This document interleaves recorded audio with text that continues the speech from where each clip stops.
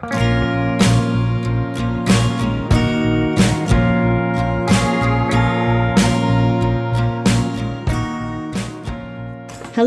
you're listening to The Real Voices of Happy Valley with Dave and Viv Boardman.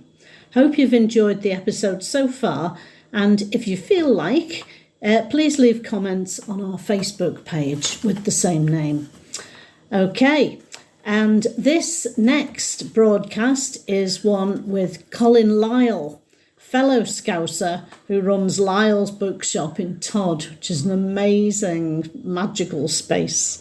He started up the UFO meet in the Golden Lion 6 years ago, and it's still going strong. Dave sat down with him in his bookshop in Water Street.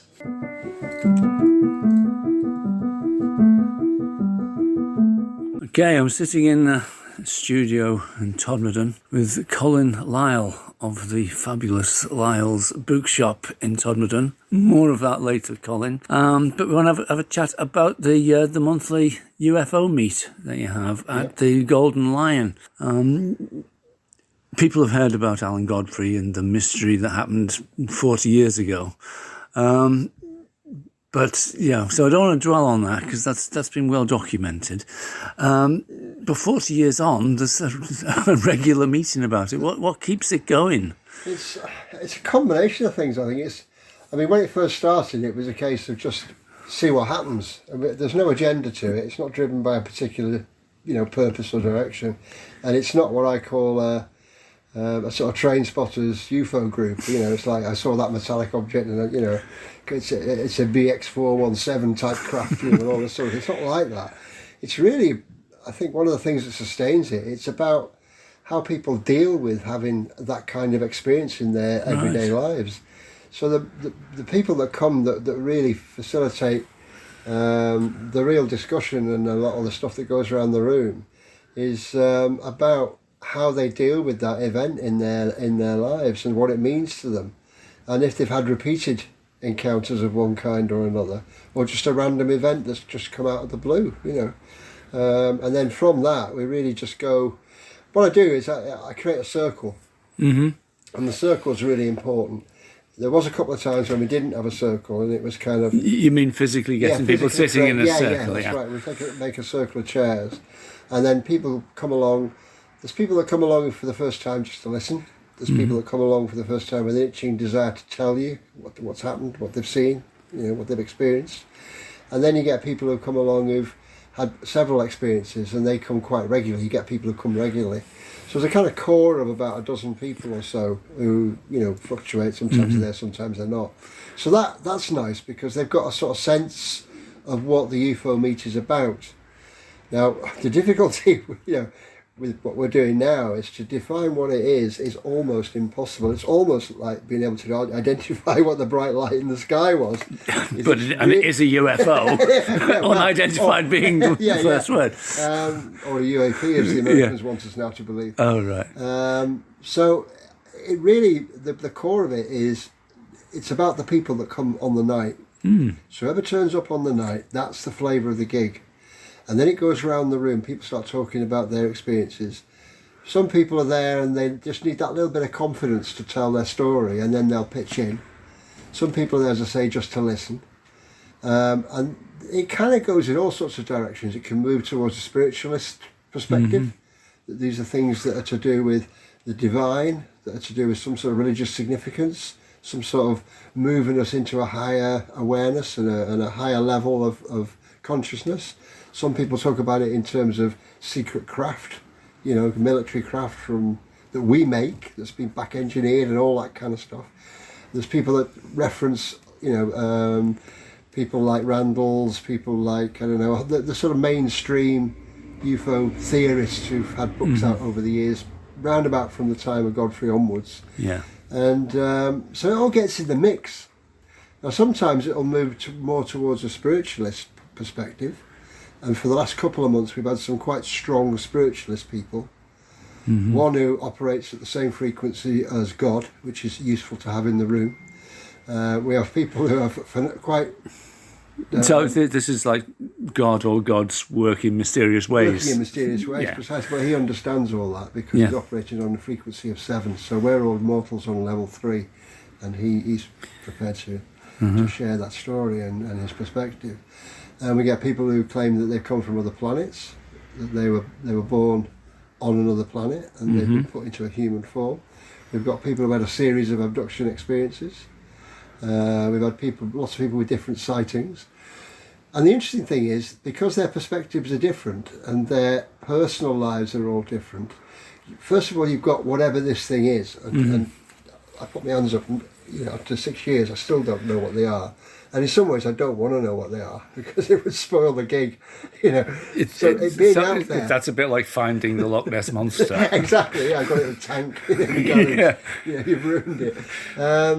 So I think the fact that it's one of those things that you can't define, you can't get an answer to, makes it all the more engaging, all the more people want to get involved and want to know about it, to find out more, and also to speculate and to come up with their pet theories and their ideas and their experiences. So what's interesting, after 6 years of hosting it, is you can then start to join some of the dots. So some of the people that come randomly 1 month, say 2 years ago, there's an element in their story that fits with something that somebody came last month. Oh, right, So there's all those kind of things going on.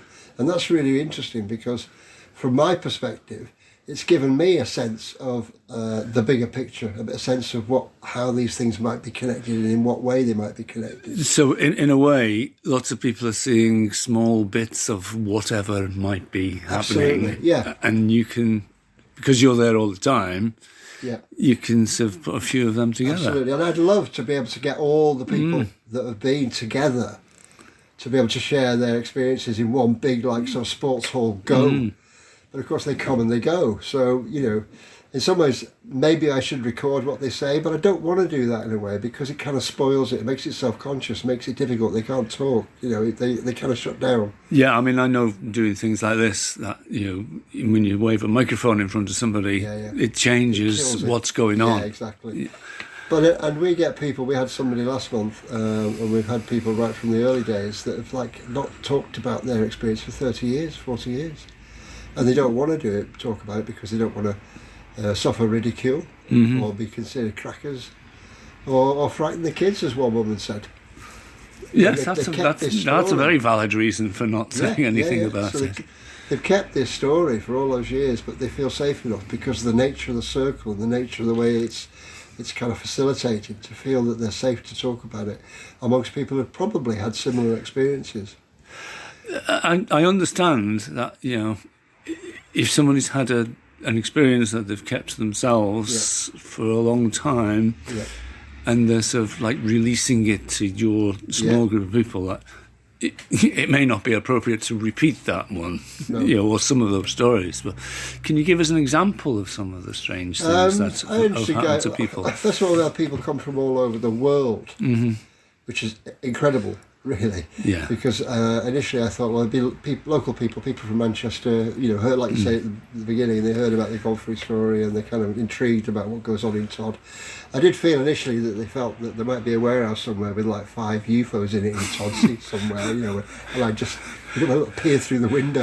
Proper tourist centre then. Don't give anyone an idea. I can just imagine somebody building some spacecraft somewhere in a workshop. In here. The people started coming from a bit further afield. So people from Bolton, people from Manchester, from Halifax, Huddersfield, particularly the Scavendon Dam area where there's all sorts of strange UFO activity takes place. Really? And then the furthest was somebody came down who wanted to do a podcast. They were from Edinburgh. And then the month after, somebody from Berlin. So through social media, it's got known, and through an interview I did with Andy Kershaw, which went on YouTube. Yes, I haven't seen all of that. From that, part of that, it went, and then when the American Pentagon did their release in 2021, was it? Yeah, I think it was a couple of years ago now. That triggered a lot of mainstream media interest. And what did they release? They basically said that they released a number of short bits of footage of what they call a UAP, an unidentified aerial phenomenon. I could talk about that for a lot more because there's all sorts of hidden agendas around that, which we could talk about. Yeah. But, essentially, that brought it to the media attention, and what they were trying to do was to sort of say we should be more accepting of these events, and that we should be able to talk about them, and that the press's attitude should change from ridicule and, you know, it being the funny story at the end of a news piece to being something a bit that they should take a little bit more seriously. More inquisitive. Yeah, exactly. Let's have some investigative journalism. Exactly. So The Guardian ran a piece in the that was released. So I think it was in the June of 2021, 22, and they came over and did an interview, and then they put that in the paper. With a picture of me sat outside the shop, looking up at the sky with the old town hall building reflected in the glass. It was amazing, really moving pictures. The best picture I've ever had of me. If anybody wants, I get. I should hope so. They should employ the best photographers. But that then was followed by a Norwegian magazine, which is the equivalent to the Sunday Times magazine in Norway. They came and did an interview. The following day, the Sunday Times did an interview and put that in their colour supplement. They even got on Jeremy Vine for my sins. Oh, right. So there's a whole load of stuff that followed that. And it was clear that the same draw that brings people to UFO meets brought them to bringing in Jeremy Vine. It was like, I've got this story, this thing happened to me, I can't explain what it is, but I'm telling you that I saw it. I tell you that this is real for me. So you had a Jeremy Vine programme that was a sort of an extended version of what you do at the Golden Lion. And it became like that, yes. And it was really interesting because you had people who were debunkers and ridiculers and people that said, well, a load of nonsense. But equally you had people with the same passion saying this really did happen and I really did see this. So one of the ones that was interesting from that, because a couple of people wrote to me afterwards, and this one guy was a helicopter pilot, and he was in the Midlands, based in the Midlands, and it was a private helicopter pilot, nothing to do with military or anything like that. And him and his mate used to go up and fly around fairly regularly. Anyway, this afternoon, sunny afternoon, they went up in the helicopter, and then whilst they were up in the sky, this metallic object slowly passed them, and then moved to be in front of them. And they then got into that kind of moment of ego and adrenaline. Went, well, go and chase it. And of course, there was no chance. They chased it for a little while, and then off it went. And he has no idea what it was. It was wingless. It was metallic. It was a bit cigar-shaped, and it just passed him. And they looked and saw this thing going by and thinking, what the hell's that? And the interesting part of that was that he said to his co-pilot, should I, let the ground know what we've seen? And he says, well, it depends if you want to keep your licence. Because if you start talking about stuff like that, there's every chance they'll take your licence off you. Mental health issues. That's where the UAP thing has supposedly changed the landscape. So they're trying to encourage pilots like this guy to actually report it. Right. Now, that is contentious in itself, whether they're trying to build a background for what their agenda is. In other words, they're trying to make it more commonplace so that they can facilitate what they want to do, which we can talk about later if you like, or is it just quite genuinely the case that they do want to know? I don't know. It's a bit of a contentious one. I mean, one of the things I'm fully aware of is that strange things happen. Sure. And a lot of people will immediately think that's the Pentagon, that is. Yes. And now maybe the Pentagon... Those same people might say, well, that's the Pentagon wanting us to think it's the Russians. Yeah. And those attitudes, those Cold War attitudes will remain so long as there's international rivalry. I think the latest situation with regard to UAPs and the Pentagon release and what's happened since is to restore those Cold War insecurities. I think that's what it's all about. But rather than see it as a terrestrial issue, I think they're seeing it more as a galactic issue, in the sense that I think it's about sort of territorialising space. Yes. And militarising space. That's what this is all about. I must admit, I've thought that from the moment when I was about 13 and I saw Neil Armstrong and Buzz Aldrin put an American flag on the moon. Exactly. I went from being a kid excited to thinking, right. it's not yours. That's right, exactly. But the thing is that they seem to be, we're in an age of AI and being able to convince people of things that don't really happen and haven't really happened, to the point where we can fake everything now convincingly to the general public. And people are very wedded to the media. They're very wedded and believe what they're shown in the media. So I think there's a possibility that there's a creation here of something that's artificial, that's been created for a purpose, for their purpose, which is to do with the militarisation of space and the advancements of their technology. I think that's what it's all about. I don't see, they suggest, pointing the finger at Russia, pointing the finger at China, pointing the finger wherever, to give it that kind of patina of reality, of kind of like authenticity. There's a possibility these could be. I'm not saying they are, but there's a possibility that they could be. They're a bit more advanced technology. But I'm not convinced about that. I think maybe that they are actually either artificially created, or they're things that the American military have themselves and have used them to pepper their story. And I think what's happening now is, you'll see, there's a whole series of releases taken place now over the last 6 months, year, and they're all validating that perspective. What's really interesting is if you watch the latest RAF advert for recruitment. I was just thinking, that's the one where they're flying an RAF military thing, talking about stuff in space. Precisely, and they use the term for the Earth as base.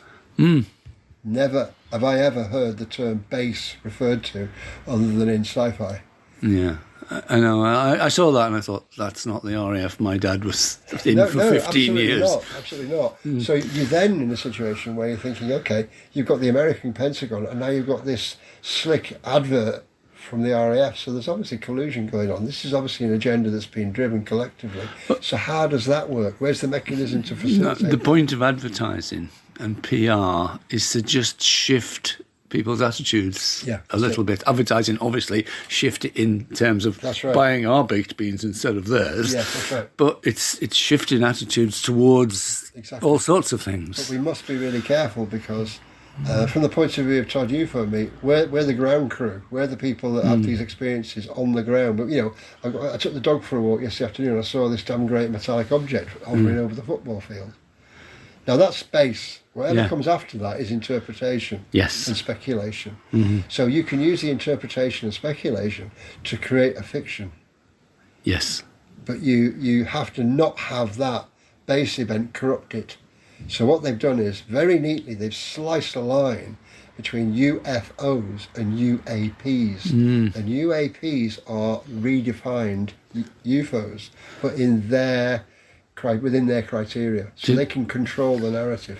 Just remind us what UAP is, because the term is new to a lot of people. Unified aerial phenomena. Now they speculate, as I said before, it's different nations, craft, and they're a bit more advanced in technology. But that's going back to the Cold War. It's exactly the same debate, the same argument, the same justification.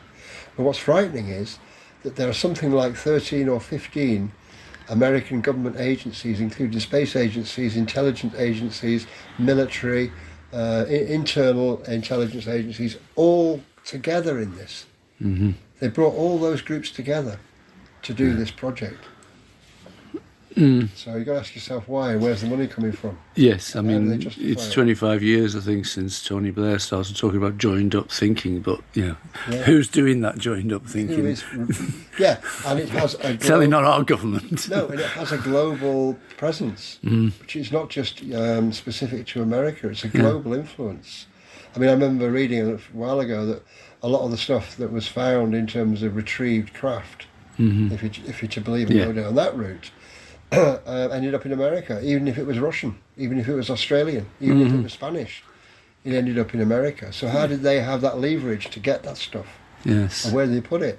Yes, and I think it was an Australian newspaper at the weekend, there's some very large, mysterious bit of some kind of craft washed up on a beach. I think it was in the Indian Ocean, Australia. You may have read it, you may be able to correct me on that. I don't know.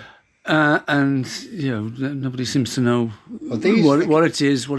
It looks like it's come off some kind of vehicle, Right, okay. whether it's a sort of maritime or aerial vehicle. Nobody These are seems the to little know. stories that are popping up Yeah. now that didn't used to pop up. Mm. This is them educating the population to accept the fact that there's the possibility that this could actually be true. Yeah. There's the 8 foot, whatever it was, 4 alien guy in the backyard of somebody in Kentucky or somewhere like Yeah. that, or Texas or Yeah. whatever. All these little bits, but all those little bits of narrative are retrospectively sourced. Because all of those things have been talked about since the 40s. Yes. So it's not new news. It's utilising what is now accepted as kind of common knowledge, in a sense, to facilitate a new narrative, a new direction. That's really interesting. And that's what we've got to be really careful of. Yeah. Okay. Well, I mean, thanks for that. That's really interesting. The UFO meet itself. Yeah. Sorry, yeah. When does it happen? Tell us Right, when it happens. Todd UFO meet is always on the 3rd week of the month, on Yeah. the Tuesday night. So it's the 3rd Tuesday of every month. Right, and You've got to be careful with that, because sometimes you assume it's the 21st-ish, and sometimes, like this month, it's August is the 15th. So sometimes you'll miss it. But there's usually a poster goes out. There's a WhatsApp group for it.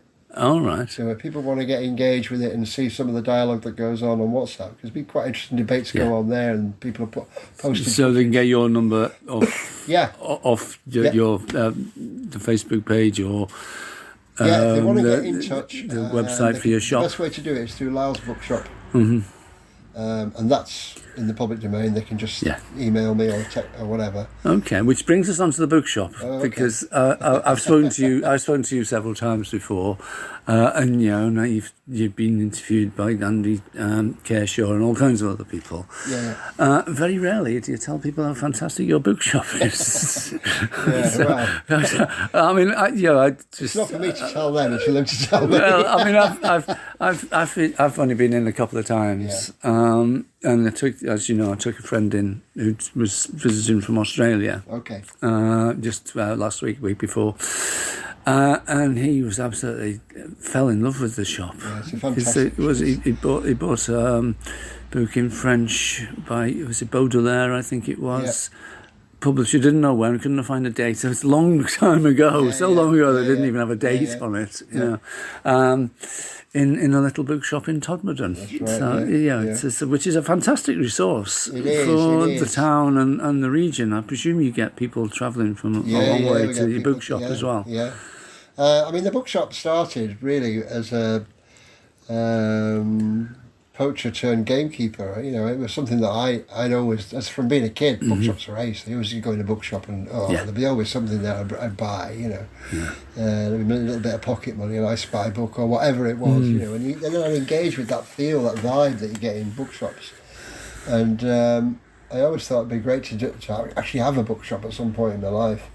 And then about 24 years ago, I thought, right, I was teaching pottery at the time. I was doing night classes in ceramics. Oh, yeah. And I was talking to this guy, and we were chatting, and I said, I'm thinking of opening a bookshop. And he said, how many books have you got? And I said, 1.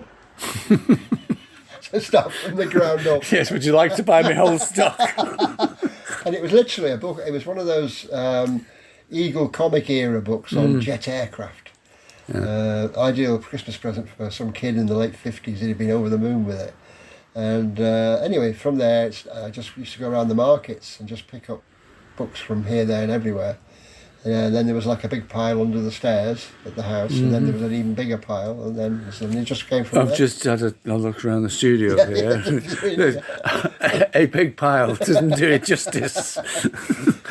So I got talking to a guy called Bob Lees in Oldham. He used to do a Twilight bookshop opening, which I thought was great because people would get off the train from work and they could drift into his bookshop and just unwind a little bit before they went home. And, Is that the guy who used to do the quizzes? Yeah. I know, I've met him a few times. He used to live in Oldham. That's right. He got barred out of loads of pubs from their quiz machines. Yeah, well, that's how he got the money to do the bookshop. Yeah. So, it just started from there, and then we opened in 2000. I got some IKEA bookshelves, and then shortly after we'd opened, a guy came along, a local guy in Todd. He said, do you want me to help you build some more bookshelves upstairs, and he did all that, fitted it all out. Mm-hmm. It's fantastic, really, really great job he did. Because we were only on the ground floor initially. The plan was to have a studio upstairs and the shop downstairs. You can't pay anything if the door keeps opening and somebody's saying, "Oh, have you got this book? Have you got that book?" So he abandoned that, and then it just grew from there. And it's become the bookshop that I remember as a kid. Well, not a kid so much, maybe. Well, as you say, you create your own bookshop. You do. Don't you? And then, it seems that, just thinking about the shop and what you're saying about the UFO meat, it just is what it is. There's no theme to it. No, I'm not into that. I'll keep it open. Keep whatever it comes. Yeah, that's interesting. And that's all that happened. And it just built and built. And I mean, one of the things that I'm really fortunate with is this area is a great area for people who read and are heads, that are proper people around philosophy, around religion, about spiritualism, about, esoteric things, about nature, about, self-sufficiency. There's a whole raft of things that people are about in this area that bring in great books. Yes. Yeah, I mean, that's what's great about the Valley. That's the point of these podcasts that me and Viv are doing. Absolutely. Yeah. That everybody is an interesting person in one way or another. Precisely. And in some cases, like yourself, in more than one way, because we're going to finish now, but we haven't even got on to you as an artist. All right, yeah. Might come back and talk to you again about that. Yeah, no problem. You're more than but welcome. For now, anyway, thank you very much, Colin. No problem. Cheers.